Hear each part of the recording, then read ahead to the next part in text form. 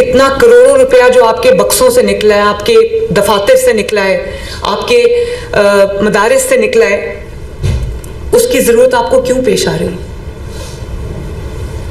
मैं समझना चाहती हूँ कि उसकी ज़रूरत आपको क्यों पेश आ रही है। ये दीन इस्लाम के नाम पर की गई सबसे बड़ी ख़यानत है, और इसको ख़यानत कहना ये अमानत है जिस पे आप भी, जिसके ज़िम्मेदार है, जिसकी ज़िम्मेदार मैं भी, ये अमानत है। इसके अंदर सबसे बड़ी ख़यानत वो लोग कर रहे हैं जो सामने दीन का नाम इस्तेमाल कर रहे हैं, और वहाँ पर उनका एजेंडा जो है वो बहुत ख़तरनाक है, कुछ और है। तो ये भी कहा गया कि 600 अफराद हलाक हो गए, जाँ बहक हो गए, 400 अफराद जाँ बहक हो गए। और आप देखें कि ओडियाला में बैठा हुआ शख्स वहाँ से ट्वीट कर रहा है इमरान खान कि 600 लोग हलाक हो गए, और ये वो शख्स था जिसने अपने दौरे हुकूमत में मसाजिद में घुस के गोलियां चलाई थी और लोगों को मारा था, क्योंकि अपनी जमात कमज़ोर हो गई, उसने देख लिया कि निज़ाम चल पड़ा, उसकी अहमियत ख़त्म हो गई, वो वहाँ से बैठ के फिर मज़हब को इस्तेमाल कर रहे हैं। तो मैं ये जब मैं जेल में थी तो मैं ये सोचती थी कि मुझसे क्या गलती हुई है। अल्लाह ताला से माफ़ी मांगती थी बार बार कि जो जाने अनजाने में मुझसे आमाल ऐसे हो गए हैं जिससे अल्लाह ताला कहीं की कोई नाराज़गी हो गई है, तो मैं उसके लिए माफ़ी चाहती।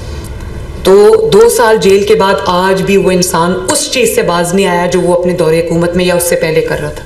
मेरी वालदा का इलेक्शन था, उस वक्त NA 120 हुआ करता था जो हल्का था, वहाँ पर मैंने फेस किया है इस जमात को। उस इलेक्शन के लिए जो है वो इसको तरतीब दिया गया था, मैंने इनको फेस किया था वहाँ पर। उधर मेरे वालिद के ऊपर भी जूता फेंका गया उसी इल्ज़ामात में जो एक गुमराहकुन इल्ज़ामात थे।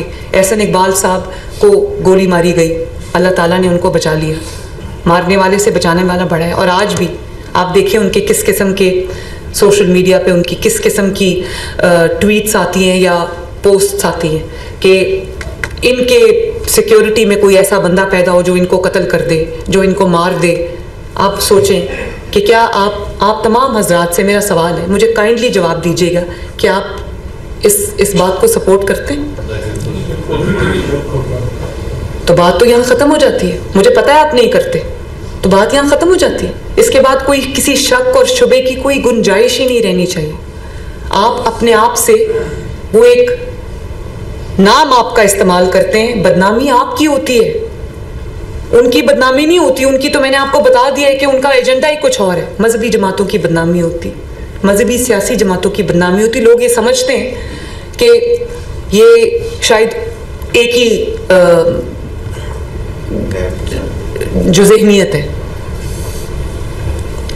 देखें, अल्लाह ताला का जो घर है, मस्जिद है, उसको किस चीज़ के लिए इस्तेमाल होना है? उसको दीन की तबलीग के लिए इस्तेमाल होना है, उसको अल्लाह ताला की इबादत के लिए, चाहे वो नमाज हो या वो तदरीस का अमल हो, उसके लिए इस्तेमाल होना है उसको।